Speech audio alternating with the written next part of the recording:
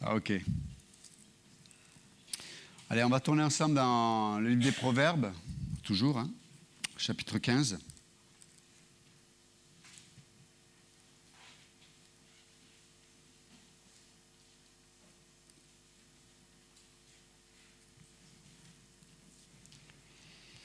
Verset 17.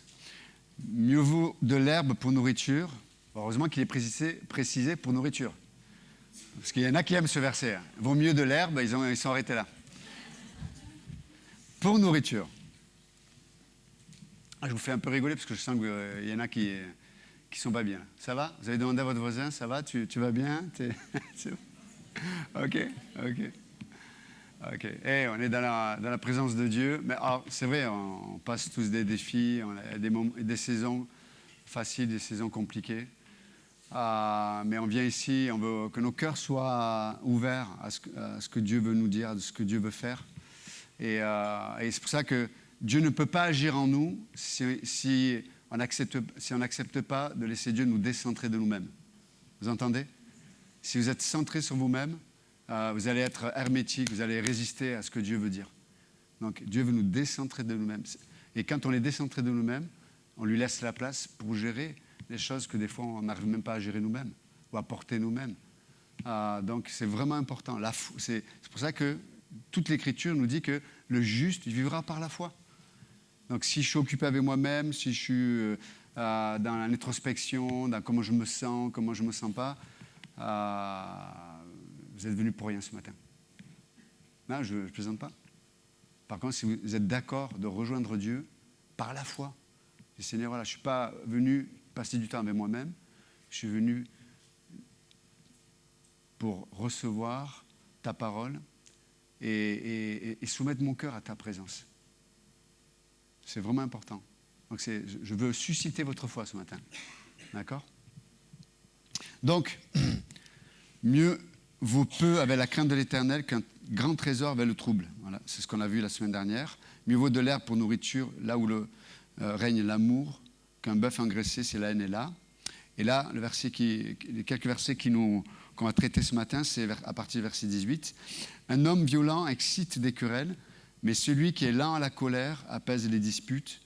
Le chemin du paresseux est comme une haie d'épines, mais le sentier des hommes droits est aplani. Un fils sage fait la joie de son père, et un homme insensé méprise sa mère. La folie est une joie pour celui qui est dépourvu de sens, mais un homme intelligent va le droit chemin. Les projets échouent, faute d'une assemblée qui délibère, mais ils réussissent quand il y a de nombreux conseillers. Ok. Donc, verset 18, c'est un verset, je pense... Vous savez, le livre des Proverbes, c'est un livre important. Vous savez, c'est un peu comme des fois, lorsqu'on étudie des textes de poésie, où l'auteur doit mettre en exergue, il choisit des mots très précis pour cibler une émotion particulière ou une pensée particulière. Donc c'est pour ça que dans une poésie, les mots sont réfléchis, sont choisis spécifiquement. De la même façon, quand on étudie les livres des Proverbes, c'est pareil. Il y a des mots qui sont choisis, qui sont sélectionnés et qui ont une signification très précise et très profonde aussi en même temps.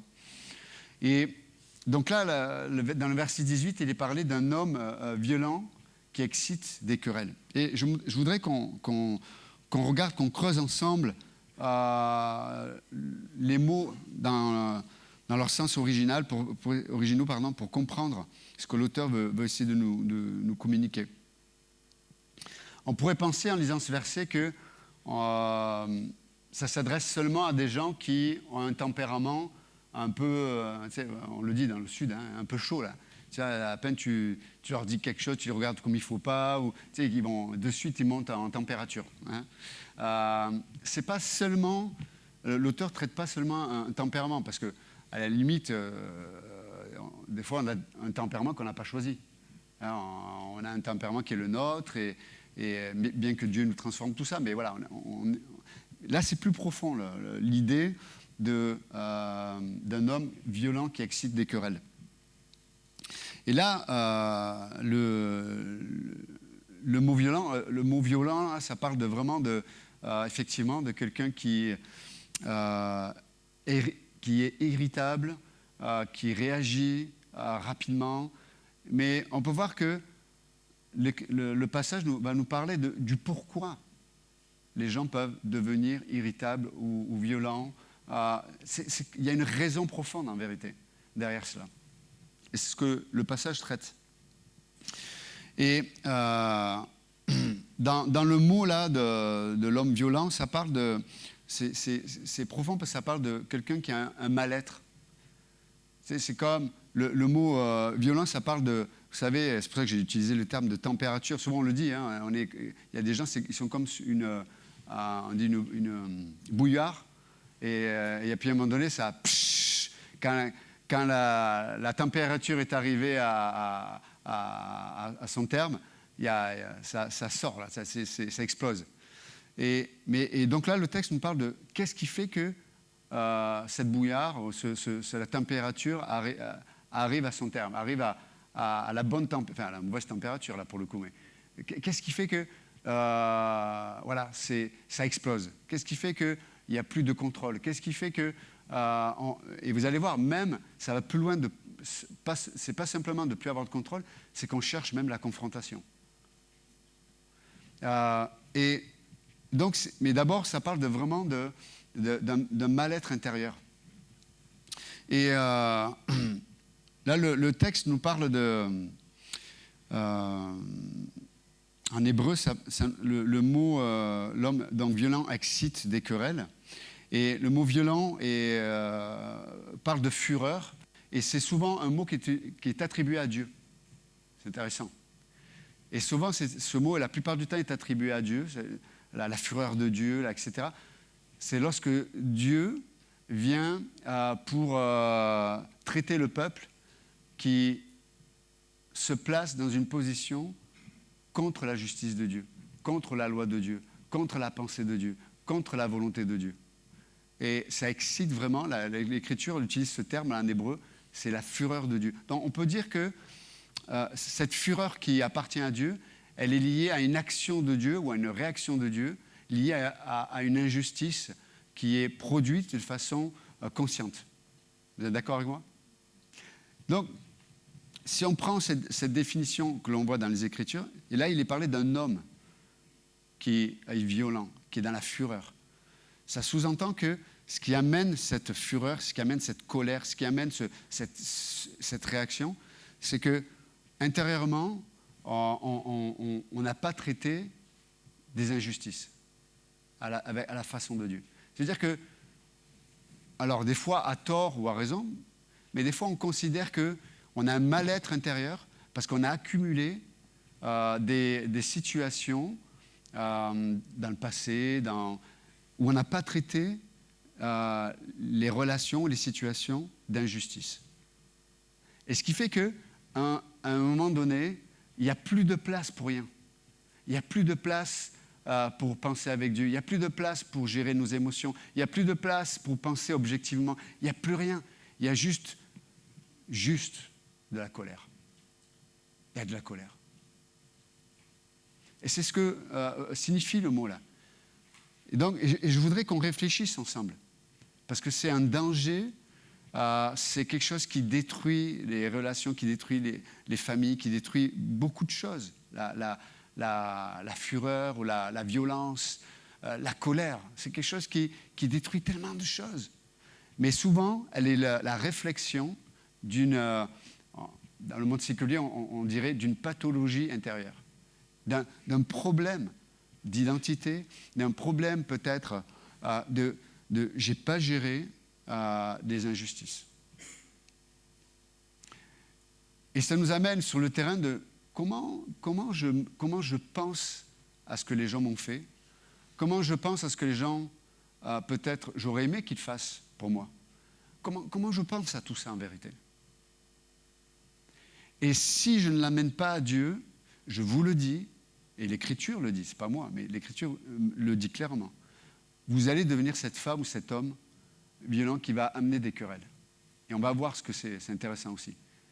Non, mais juste réfléchissez ce matin. Tu sais, encore une fois, on peut avoir des moments où on se met en colère. Et selon les tempéraments, c'est une chose. Mais quand quand il y a cette violence, on se dit, mais j'attends plus rien de la situation, j'attends plus rien de Dieu, j'attends plus rien de la relation, j'attends plus rien, et je vais maintenant, là le mot parle, je veux la guerre. Littéralement, hein, c'est ce que l'auteur dit. L'homme violent excite, le mot exciter là, en hébreu, si on le traduit en français, c'est attaquer, c'est engager un combat.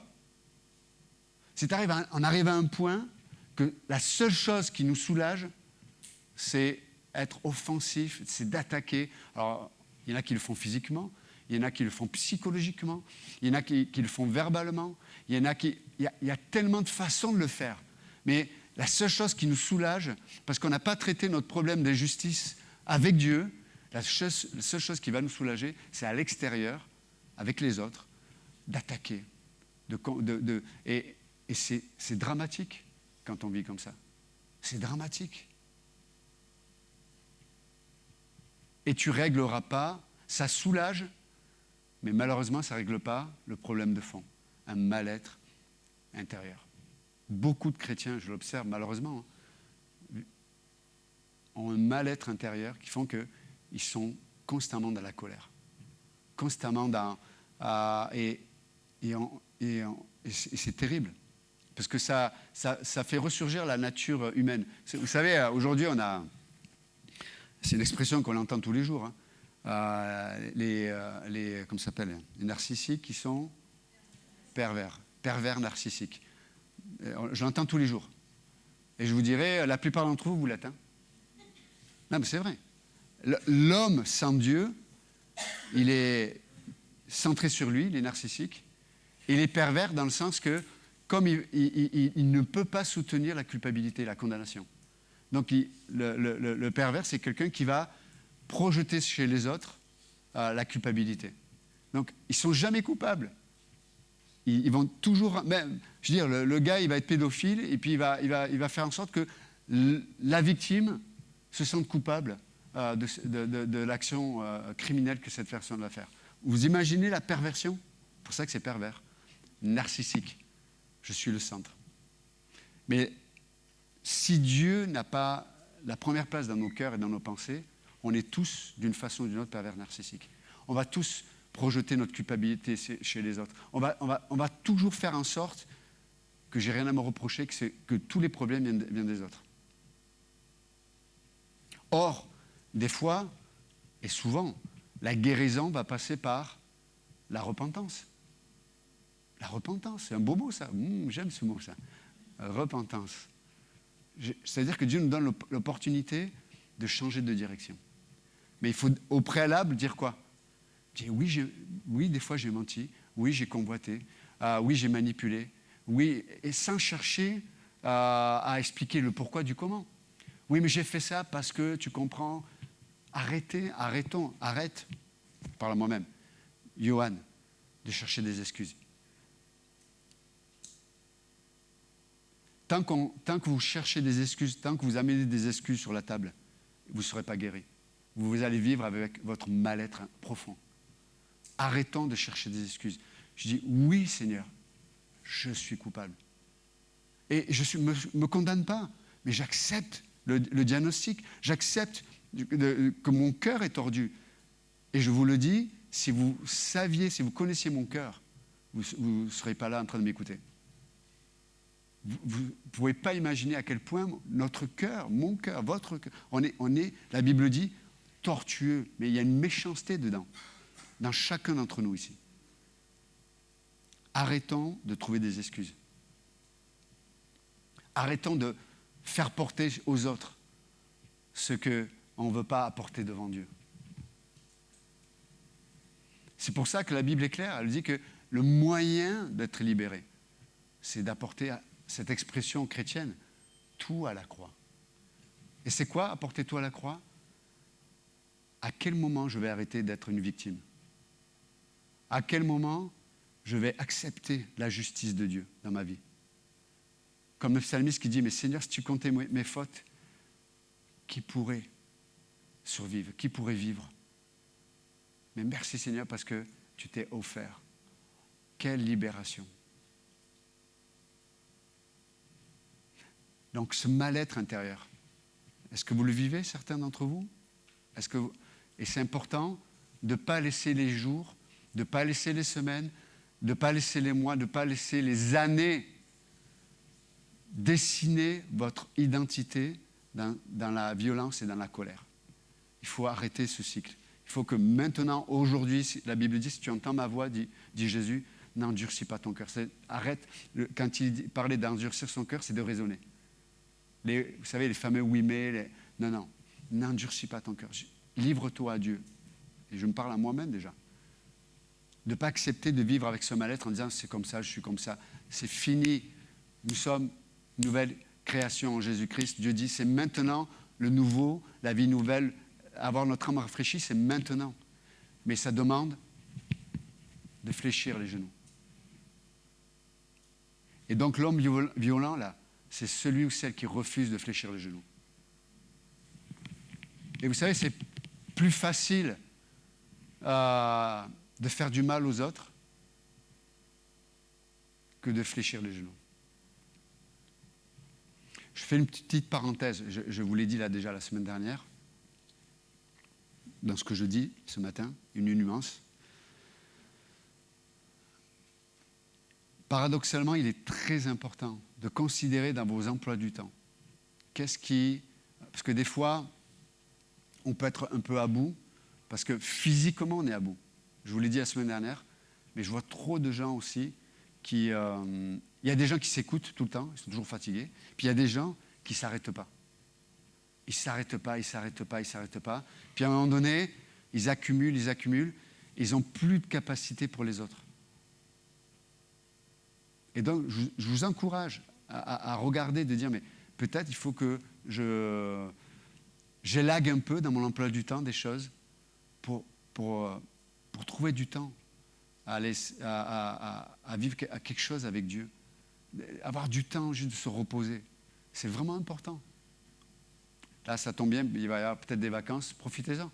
Hein, de trouver un moment pour respirer, voilà. Mais il faut se reposer aussi. Je l'ai dit la semaine dernière, je le dis parce qu'il y a des gens qui l'ont entendu, c'est passé par là, c'est sorti par là. Ce que je veux dire par là, c'est que oui, ils sont d'accord, mais ils ne font rien pour que ça change. Donc, vous n'êtes pas d'accord.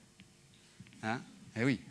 Si je dis oui, pasteur, oui, mais je ne mets rien en place pour que ça change, en fait, tu es d'accord avec toi-même, c'est tout. Donc là l'auteur, c'est comme, il met une alerte rouge là. Hein? L'homme violent excite littéralement, va attaquer, va créer des batailles, des guerres partout où il va aller. Partout où il va aller. Et l'Écriture nous met en garde contre ça. Après, il est dit que, mais celui qui est lent à la colère, apaise les disputes. Et alors, juste avant de parler de ce qui est là, le mot querelle, là, la partie A du verset, c'est intéressant parce que le mot querelle, ça parle de élever un mur, élever une hauteur, en fait. C'est ça le mot querelle. C'est comme tu élèves quelque chose qui te sépare de l'autre. C'est intéressant quand même, le mot querelle. Hein. J'élève un mur, j'élève quelque chose qui me sépare de toi. Je n'ai rien à faire avec toi, sinon que je me protège de toi ou je veux te détruire. Parce que, waouh, c'est le mot querelle. Là. Et quand je te regarde, je vois que les choses qui me dérangent. Je ne peux voir que les choses qui me dérangent. Mais n'oubliez pas, le fond du problème, c'est que je n'ai pas traité à la façon de Dieu les situations que je considère injustes. Et entre parenthèses, des fois, on n'est pas juste dans notre façon de voir les choses injustes. Hein? C'est vrai ou pas? Pourquoi je dis cela? Parce que des fois, on a une trop haute opinion de nous-mêmes, des fois. Hein? Quoi, à moi, tu m'as dit ça? À moi? Hein? Hein, c'est comme De Niro, là, dans Le Parrain. Are you talking to me? Hein? Vous savez, mais des fois, il y a beaucoup de croyants qui sont vexés, qui sont en réaction, parce qu'ils ont une haute opinion d'eux-mêmes. Et si on était humble des fois, c'est bien aussi, c'est reposant, non, l'humilité? Hein? Si les gens nous disent quelque chose, je n'ai pas besoin de prendre des gants de boxe pour me venger, quoi. Hein, des fois, j'ai besoin d'être corrigé. Des fois, j'ai besoin de... Ah, quelqu'un qui me dit quelque chose. Ah, ben oui, mais tu avais raison. C'est vrai, vraiment, des fois... En plus, des fois, on n'est même pas conscient de notre façon de parler ou de notre façon de réagir. On ne se rend pas compte. On ne se promène pas avec un miroir ou une caméra. Hein. Mais c'est bien d'avoir des caméras d'amour, hein, qui nous disent hey, regarde, ah oui, c'est qui ce monstre? Ah, c'est toi. Ah oui, d'accord. Je ne l'ai pas vu. Ouais, mais c'est important aussi de se poser la question, qu'est-ce qui est juste, en vérité? Qu'est-ce qui est juste? Et si on va plus loin, qu'est-ce que Dieu permet? Quand on réfléchit. Peut-être vous avez eu des parents difficiles, qui n'étaient pas là pour vous, qui ne vous ont pas aimé, des fois il y en a qui ont été rejetés, il y en a qui ont été battus, il y en a qui ont été humiliés, et j'en passe. Qu'est-ce qu'on fait? Qu'est-ce que vous allez faire de ça? Qu'est-ce qu'on fait de ça? Est-ce que c'est injuste? Ça l'est. Mais est-ce que c'est juste de bâtir notre identité ou notre relation aux autres vis-à-vis de ce que mes parents ont fait ou n'ont pas fait? La Bible dit que ce n'est pas juste.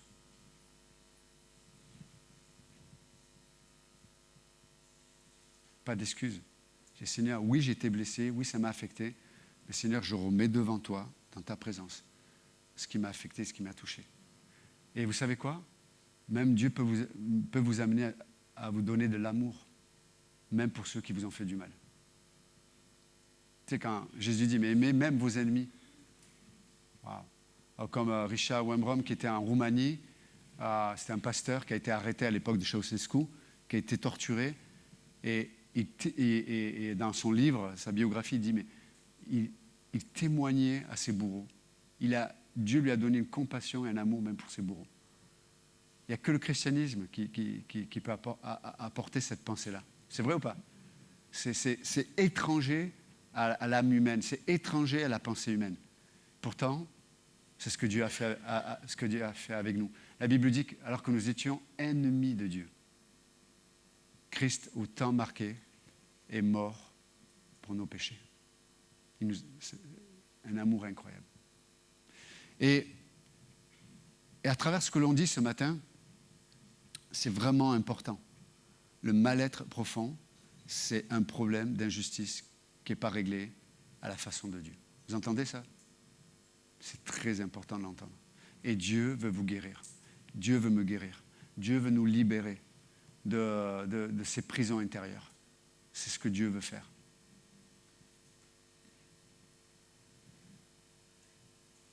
Afin d'arrêter, vous savez, quand cette fureur, ce mal-être intérieur n'est pas réglé, on n'arrive jamais à avoir de bonnes relations avec les gens. Ça ne dure pas, en fait. C'est vrai ou pas? Parce que les gens ne pourront jamais porter, les gens ne pourront jamais... ça ne peut pas matcher dans le temps.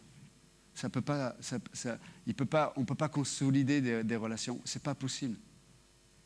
Mais parce qu'il y a ce mal-être lié à l'injustice. Donc Dieu nous dit, ne sois pas cet homme, ne sois pas cette femme violente qui excite les querelles. Ça soulage, oui, ça soulage, mais ça ne guérit pas. Et le mot lent, là, pour finir, quand il est dit que « Mais celui qui est lent à la colère apaise les disputes. » Waouh. Et là, le mot lent, c'est un mot aussi qui est attribué à Dieu, en général. Dans Exode 34:6, quand il est dit que, vous savez, quand Moïse demande à voir Dieu, et Dieu dit « Ok, je vais me présenter à toi, mais je vais te mettre dans le creux du rocher, et je vais te couvrir, parce que si un homme me voit, il meurt, à cause de ma sainteté. » Et puis là, Dieu le place dans ce creux du rocher, c'est bien sûr une image de Christ, Exode 34. Et puis il y a Dieu qui arrive, et puis Dieu déclare qu'il est. Je suis l'Éternel, lent à la colère. Ah, et tu m'as dit, pasteur, que tout à l'heure, Dieu était un Dieu de fureur. Il est les deux. Mais là, le mot lent, écoutez bien, hein, en hébreu, quand on le traduit en français, ça signifie se laisser étirer. Le mot signifie être lent à la colère, ça signifie se laisser étirer. Waouh! C'est-à-dire, on est malléable, on est souple. Hein, quand tu n'es pas souple, ça casse. Clac! mais on se laisse étirer. Pourquoi?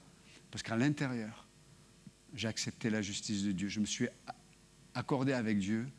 Et du coup, comme l'Écriture dit que Dieu est le potier, et nous sommes à ce pot-là en argile, fragile, mais tellement malléable.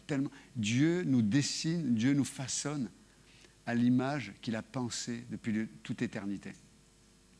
Et en fait, tout ce qui arrive dans nos vies, c'est important, tout ce qui se passe dans nos vies, ce n'est pas le fruit du hasard. Est-ce que Dieu amène tout ce qui arrive dans nos vies? Non. Tout ne vient pas de Dieu. Mais est-ce que Dieu le permet? Dieu le permet. Et donc, il y a une provision de Dieu dans tout ce que nous vivons. Laissons-nous étirer.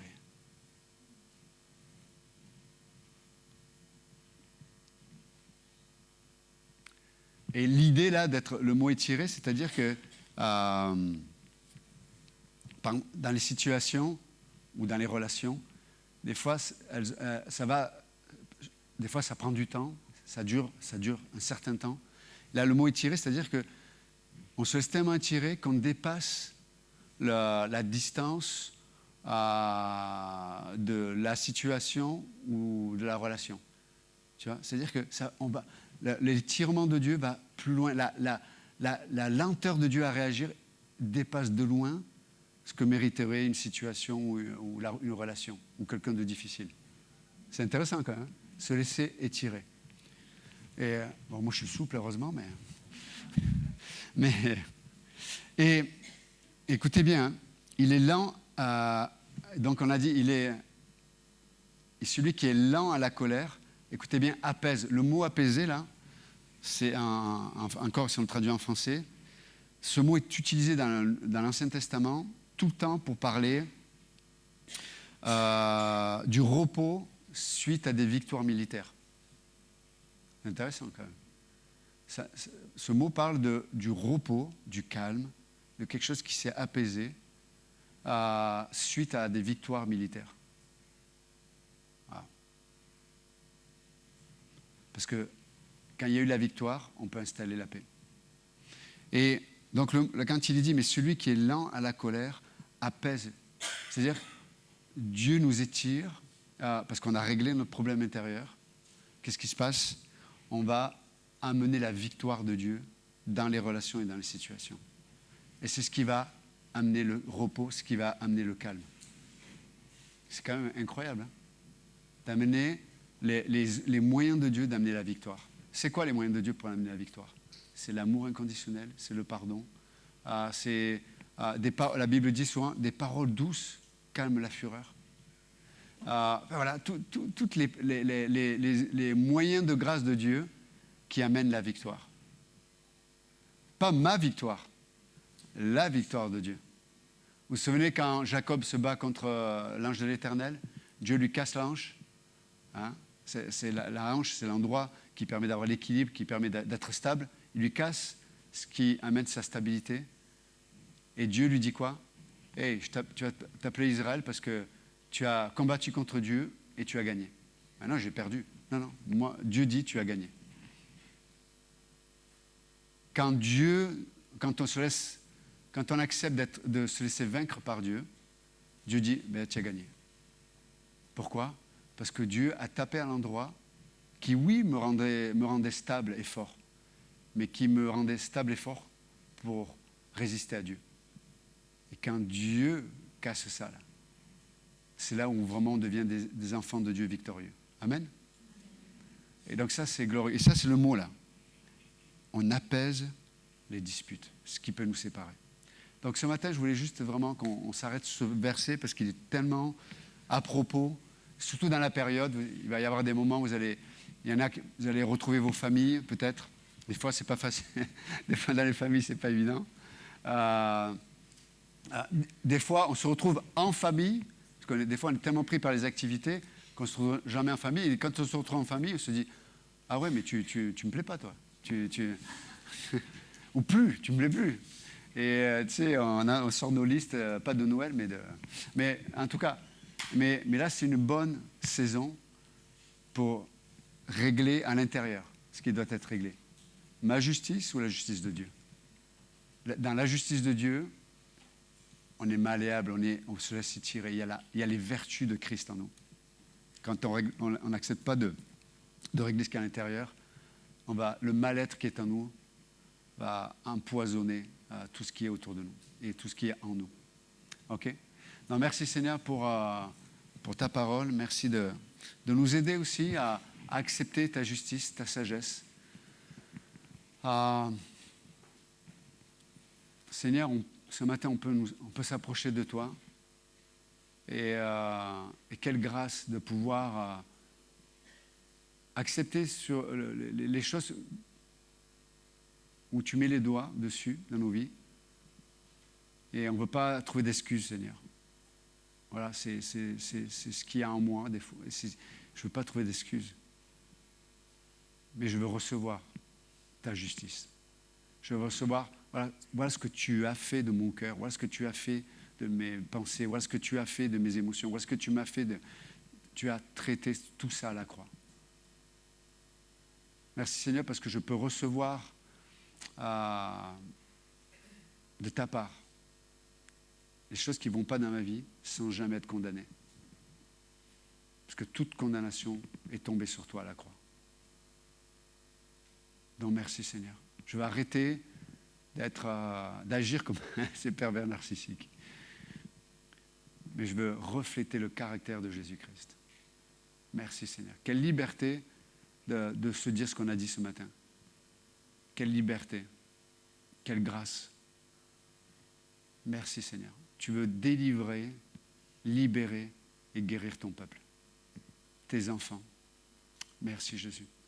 Seigneur, on va être lent à la colère. On ne veut pas que cette colère, ce mal-être intérieur, déborde sur tellement de situations, de choses. Donc merci Seigneur de bénir le reste de cette journée et que tout soit fait pour ta gloire. Dans le nom de Jésus, amen. Que Dieu vous bénisse.